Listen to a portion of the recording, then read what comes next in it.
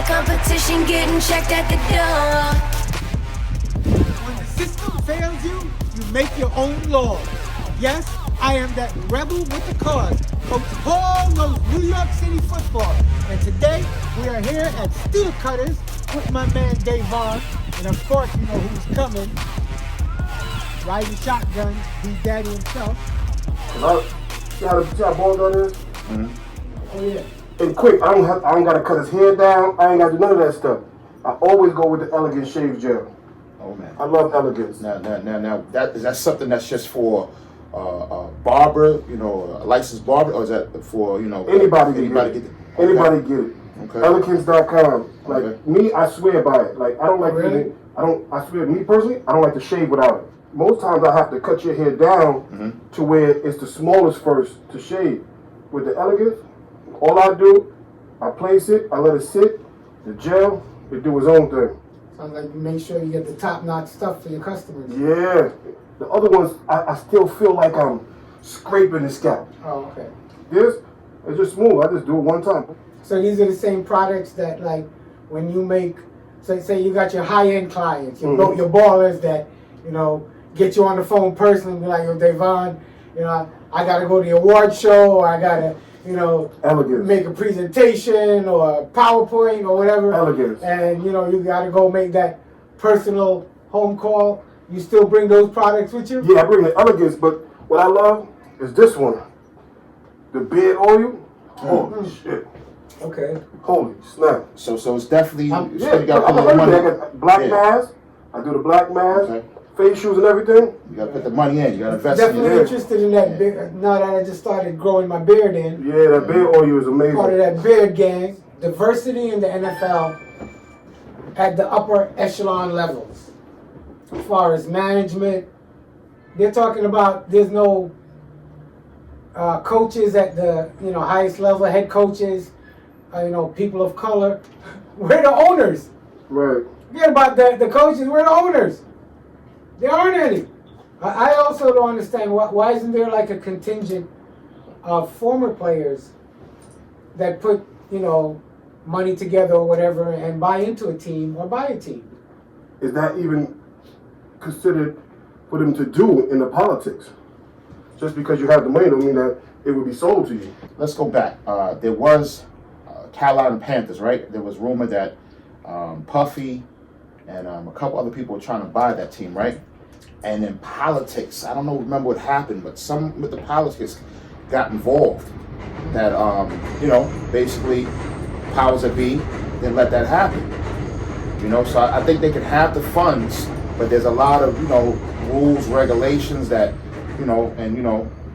secret clubs or there's always a backdoor that you have to if you're not part of it, just won't let it happen. Do you have any proof of this DAnon theory that you just brought up, that there's some kind of secret order or something going on to make this happen? People want to, when you start talking that, it's conspiracy, but listen, it's proven that how this globe works, that there's secret groups, there's people that play in the background. The president isn't really the president, he's just a figurehead. The queen isn't really the queen, she's just a figurehead. It's people that, from the Bilderbergs and different people, you name some names you might get in trouble for, that run things. And that's just what it is. Come on. If we said the mob, right? And that's a secret organization, but you know about it, right? But are there organizations that are deeper than that aren't crime syndicates, that are political criminal syndicates? Let's just say people in power. We all have a circle. Even on a football field, we have a circle. Mm-hmm. When you start to get, let's say you have a team, Pop won a football team. Mm-hmm. You get to know all the referees. Certain refs, are going to be a-holes. Mm-hmm. Other refs, you tend to get cool with or whatever. So you're going to always, in everything, you're going to have your own circle. Sometimes, some people just don't want you to eat at their table yet. You're not ready. Maybe you're not sports affiliated. Just because you have money don't make it okay for you to get in this circle. And that's okay sometimes too, but at some point they have to be able to open it up to allow people to explore different options. But I think somebody, like you said, which would be better, if older football players did it because they understand the organization, other than rappers or whoever trying to buy it for clout or buy it for a financial standpoint because it's bigger than just a financial standpoint. From everything that happens globally, we are the fad.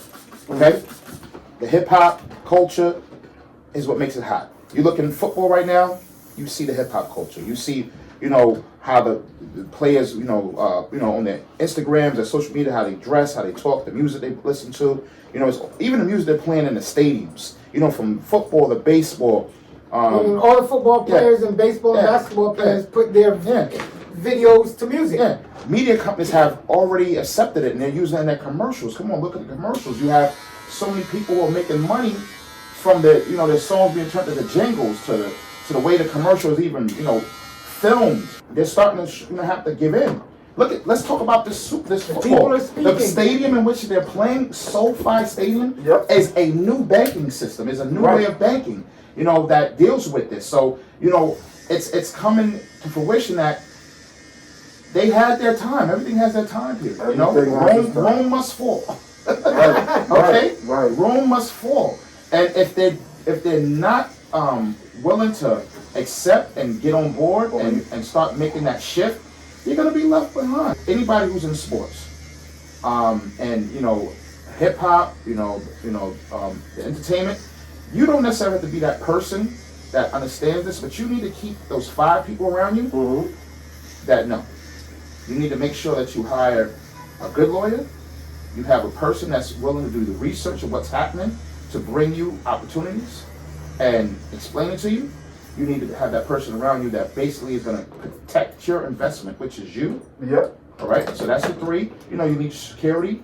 All right. And at the same token, you need to have that person that basically is your personal assistant to help you. People get on and they start putting their friends around from the neighborhood. They're not protecting their investment. They're not protecting it. They're living the life right now.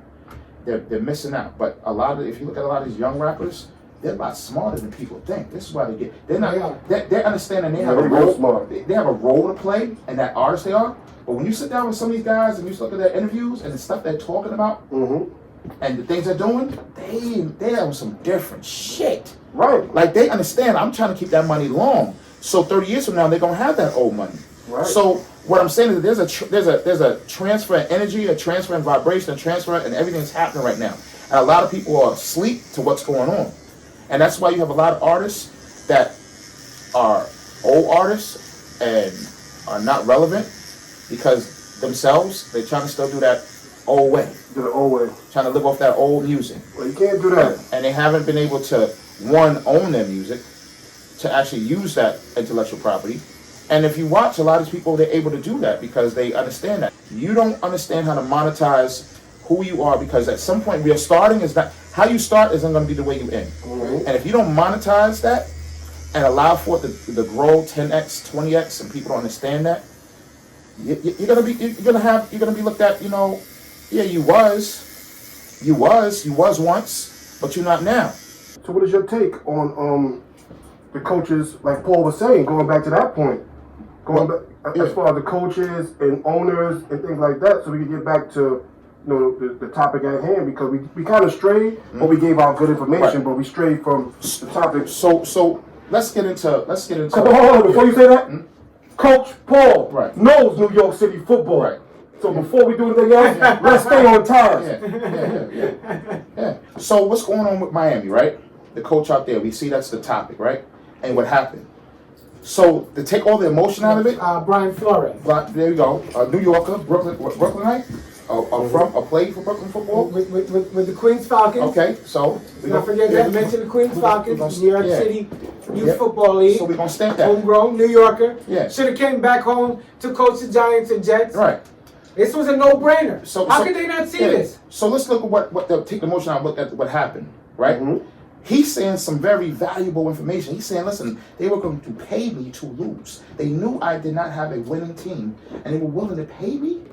That's a scandal that is criminal. Yeah, against all rules and regulations. Am I correctly? That's criminal. All right, It has deep ramifications. Doesn't that look bad as a black coach always losing too? Because it makes you not want to hire anymore. But what it has is it makes you look like you're complaining, or you know you're the one giving out information of things that have always been done. If you take the $100,000 a game for personal gain to lose, that's gambling, right? Yeah. no, but forget about that. You just sold out your race, gentlemen.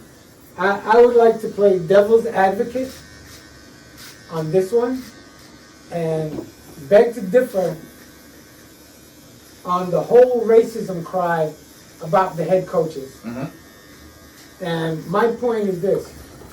I think a lot of it is not necessarily racism. I think it's nepotism.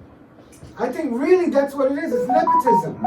It's, you know, if I built a company or I built a team, organization, and I made it come to fruition through my blood, sweat, and tears, I want my son to have that. I want my nephew to have that. Right. You know, I'm sorry that, you know, the black guy or the Spanish guy or the Asian guy didn't get it, but I kind of built this for my family. So I kind of understand and see, you know, where a lot of times people call racism, but it's really nepotism that's the issue. Okay, so I'm just saying that's how I look at it, because I've experienced that in a lot of the things that I've done in my life, where people have cried racism and I've gone to bat with them thinking that was the situation, and then as soon as they got into power, they put their people in power, and now you're back to square one, and you're like, but wait a minute. It's the whole thing he was arguing about. Right, exactly. So a lot of times I think people confuse nepotism with race, or they blame racism when it's really nepotism is the issue. When you look at the racism, right? What is racism, right? People confuse it at times and say it's one person being bigoted, but it's not. Racism is simply one who's in a race trying to push their race up, right? And the things that happen in that push up come off wrong, right? Because then they get clouded and they start only who looks like me and, you know, walks like me or from me. But it's a negative side to it. But really understand it's that one taking their group and pushing them up. What you're discussing is basically the term is ethnocentric. Right. If you're ethnocentric, then you are pro your race. Right. Right? Then it doesn't mean you hate other races. That's not bad, because it just means you're proud of being who you are. Because, like, let's say, because of what has happened in the black communities, right, or the black folks around the world, and the sense that we are in a fight to push ourselves, right? Aren't we trying to push our race? Aren't we trying to? But in the sense that we understand that we're trying to also be inclusive, because we have inclusive, we'll be like, listen, we're not trying to keep anyone out, but at the same token, we trying to get up too. And if I see someone who looks like me who can get in, I think that's what happens is we can then turn that same thing negative to each other, because let's say it this way, because then we say, hold up, I don't want you to come where I got it good, and you come in here and mess it up, and then we all are out of here. Right. Because what happens, people get too much caught up in the emotional. Nowadays it's just so emotional. Everything's emotional. You did it to me. And you have to ask them, did I? Did I do that to you? Did I personally intend to come out today and do that to you? People get mad and then they start blaming or divulging. But when it was all good, it was all good. Right, but I'm saying until it went all bad. We made the same mistake though, you know that? We made a mistake in that. Where I don't cry racism when I see whites hire whites, Chinese hire Chinese. Because a man, any man, I don't care what color you are, every man wants to do for his family and for his. And that's the problem with racism. You know, people judge you because of their experience with a different person or a different group of people. Like we're all gonna, rob you. No. What has happened to you doesn't have anything to do with the next person that comes into your experience. I don't know what's going on. I don't know what happened to you, but you're treating me from those past experiences. And that happens in the business world, where they just think that because someone who looks away cannot be, capable of doing a job. See, my thing is this. I think the story of diversity in the NFL with the coaches, like I said, to me, really isn't racism. To me, it's nepotism. Mm-hmm. And I think the biggest story is that the owners were going to pay somebody to lose. Right. That's That's the criminal. biggest story. Right. It's criminal. That's the But biggest see, the story. fall, so but I'm saying, so the story didn't play out because He he was the didn't fall take guy. the money. Was he the Listen. fall guy? No, but he he didn't take the money. They went on a win streak. Right. But Remember, the Dolphins went on a win Right. streak. But if he had taken the money, would he have been the fall guy in the Yeah. later story? But in turn, Of course. listen, you got people like, yo, what's going on? They're calling lawyers, attorneys, trying to figure this out. And then he got played with the Giants. You said come home and play with the Giants. He got played by the Giants. Sad. Okay? And they claimed that they hired a minority coach, and the guy that I saw was like, Mixed. like- He said he's supposed to be mixed, but he don't look mixed to me. But that's the idea. Like, you promote that. Like, understand? You're promoting, like, oh, we're diverse. Look what we did. And then you show an image, you're like, huh?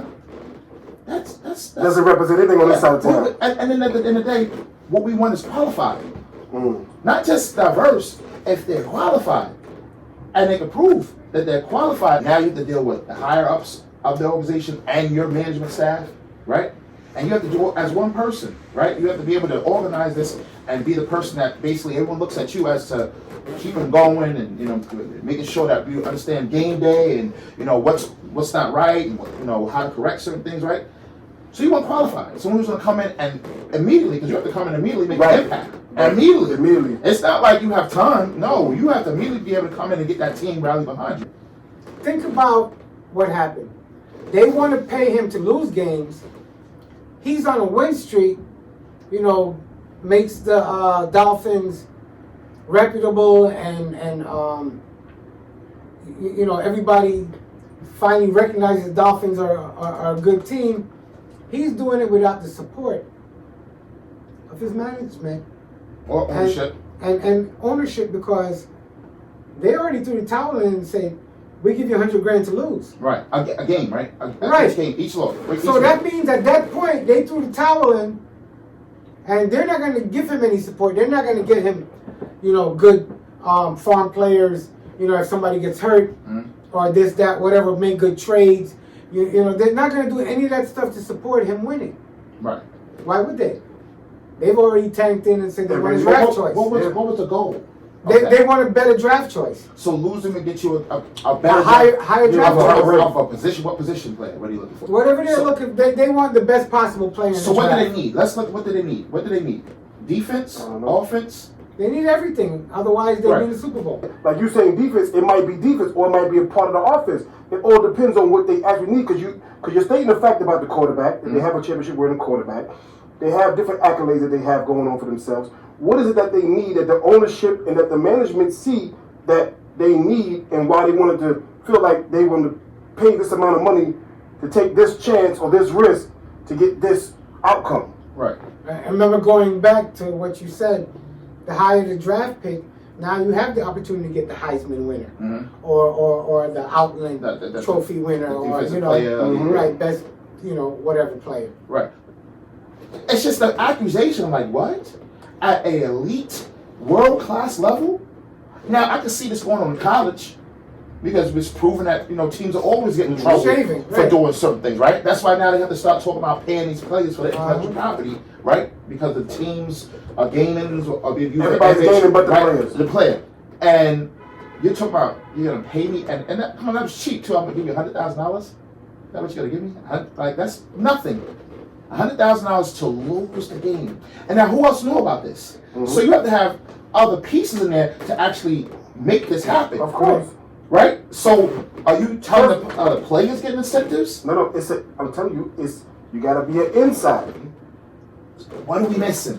There's something. People don't just do stuff for nothing. There's something bigger behind this whole thing. Behind the curtain. It always is that there's something beyond that you're not locking onto that years from now comes out. What do you think these powers are that be? It's what you just said. This country is known that nepotism and people that are more comfortable to do business with each other, even if you don't have the right person. Just because it's nepotism doesn't mean that's the right person. But because I know you, I can control you, I can make a phone call, get someone who I know can get next to you, I'm more comfortable with that than to have someone come from the outside in this whole Miami situation, come from the outside and then start talking And I got no and control. start letting out the secrets, and everyone's like, what?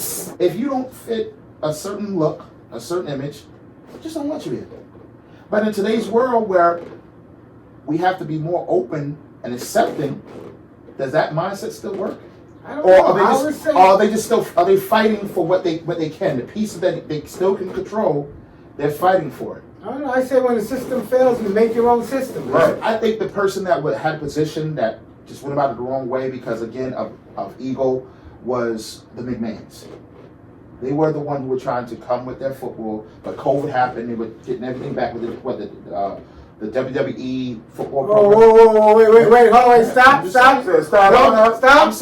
Hold on. I'm gonna have to defend the McMahon family. No, listen. Hear me out. I'm gonna have to defend the McMahon family. But the way that they should have went before was, and the same way as that, if you weren't getting what you wanted over there, we're willing to bring you to the table and discuss and make that happen over here. And that's what they were doing. Remember, they were getting athletes that got caught from the NFL, and all they needed was some top-notch people from the NFL to join and have a program, entertainment show, or football that as actually people watch the ratings. You know what? You would have gave them a little problem. I don't know. To me, the McMahons understand entertainment. Right. Yes. Really. Look what they did with wrestling. Right. Yeah. All right? And I've been watching wrestling Since I was a kid. Since I'm 5, 6, 7 years old. I've been going to Madison Square Garden.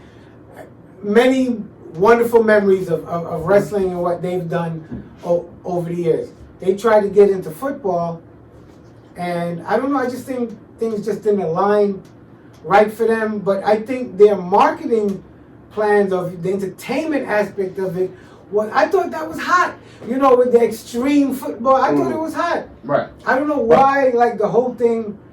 It was COVID happened. I'm going to defend the McMahon family. Right. COVID happened. Plus Shane's my boy. I know Shane. It just got off the ground. No, but here's what I'm saying is that I think that if it actually had happened, that they would see what was happening and they would be able to offer. They got the money. Because you're going to deal with one person. He owned the whole thing. The whole team's of his. Entertaining wrestler of all time is Dwayne. The Rock Johnson. The Rock. You know, The Rock says, can you smell what The Rock is? You know, let me stop. Anyway, but the fact that he's the top-notch entertainer, right? When he's at the A-list, he was a former Miami. Miami what? Here's what's funny. What you're saying, how football and wrestling relate. Why I say Shane's my boy. I used to be involved with football organization, and Shane's kids played in the organization. Right. All right. I won't mention which organization it was, but it's really a wonderful organization. Okay. Shout out Mike Barbieri. You're the man. You run one of the best programs in all of New York City. Mike Barbieri, Downtown Giants football. So football and entertainment, wrestling, they're always going to be intertwined and combined and part of one another. It's the same fans. But let's think about it. Same fan base. Let's think on Shane. Shane, right? Let's be real. Shane gets it because Shane likes some hip hop. You can tell Shane. You drop some music. Shane is gonna clearly be there. They know. You see the whole. So because he can relate, because he can relate, it's pop culture. It's hip hop. They get it, and their business, so they understand bringing that diversity. He's pushed them, in the family. So they get it. So I'm saying, if COVID didn't happen, because they had a lot of money in it, that I think that they would be able to take someone like the coach from Miami, like, listen, they don't want you over here. We got a job for you today over here. Did you watch wrestling as a kid, Dave? Yeah. Nah, man, what was the first wrestler you remember? Who comes to mind? Jimmy Fly Snicker. Superfly Jimmy Snooker. Who comes to mind for you? Bob Backlund. He was the longest running champion. I go back to Bruno Sammartino. Okay, Bruno. I went to the Garden to watch Bruno. Ivan Koloff. Right. Okay, all these guys. The Rock's father with Tony Rocky Atlas. Johnson. Yeah. Rock's father is Rocky Johnson. I watched Rocky at the Garden. All those guys. But let's even in that, even though we bigging them up, even in that world, as we know now, was a lot of nepotism. Of course. Because I didn't know that, the entire Samoan family Yeah. were all related. All wow. cousins and fathers. Yeah, with Rock. Yeah. They're all related. Family business. I think what it is because of that family business, you get to know people and you get to see what people bring. There's nothing wrong with it because, see, people look at the gentrifications when people come in and change the dynamics of the community. It's really when money comes in. Money, economics that hadn't been there before, that comes in and changes the image. When you bring in people who normally aren't from there, don't look like you, are coming in with their money and they're changing, and then it changes a lot of the taxes. And it's the same thing to get into football. What happens is the image, they keep wanting the same image, but that image doesn't work anymore. We don't even have to stay on the image of having a black coach. They announced this year the Giants had a female coach, right? They had a female coach, I do believe, right? Yeah, there's a female coach, assistant coach for the Giants. I do believe. Am I correct? New York had a female coach. I'm not familiar with that. They had a female coach. If I'm wrong, New York this year had a female coach. Somebody's gonna fact check you. They can fact check me, but I'm positive. Somebody fact check D Daddy on there. Right. But there was a female coach, and even down there in Florida, for even the Bucks, there's a female coach on that team. It's problems. It's just not. Again, we keep putting it's not all always black and white. It's not all black and white because that's what gets the talk coming. But there's so many different things that need to be fixed. Well, that's because we're such a large minority. We're getting passed upon. We're getting passed over. And other people are getting chose because of the fact that people are more comfortable. And what happens is when one of us in the industry does something crazy, and at the time we're laughing at it, because we're like, I can see how that kind of happened. I can see you said something, everybody. But it affects all of it for the next person. The next person is affected. Like, people have to be in a position to affect you directly. Right. You know what I'm saying? And you're holding your trauma to what has happened to you by someone I don't know, don't even know the story, don't know them, and you're like snatching your purse. Yeah, different background, different everything. You're following me around the store. So Pacific neighborhood. I think it's the same profiling that has happened in sports. Your profile, and when you don't play ball, you're pushed out, and then if you don't play with them, then they find other dirt on you. They take distract from what the real topic is. Mm-hmm. Listen, so Coach Paul knows New York City football. Yeah, listen. Chopping it up in the shop. Here at Coach Paul Knows New York City Football. Listen, we are making sure that we are careful not to offend anybody in our conversation. We're mindful of everyone. We're speaking, and it's just our opinion. So we want to make sure we make that clear. So any future brands that want to come sponsor this, this podcast, we just want to have real raw talk. And at times we're talking about mostly going to be football and what happens in football. But every now and then, just conversation happen in the barbershop. We go off track. New York City. And what they do. We come back in. There is no script. This is all real, live, raw, and direct. And it is what it is. And make sure that you subscribe. Right like, here, share. Right here. I think that's Coach Paul knows. Right there, it is. Right there. And hit the like button too. Hit the like button. Subscribe. You gotta subscribe. Leave comments, because in the comments it might be stuff that we may miss, we may not talk about, or we may future talk about because of the comments. So that's right. Leave the comments. Coach Paul, you want to take us out here? You already know. Like, share, subscribe. Make sure you donate. Whatever you got to do to support us, because we're out here supporting you. I am definitely a rebel with a cause. The cause is to get football to the Olympics. The cause is to get kids to school and get them scholarships. And the cause is to entertain you.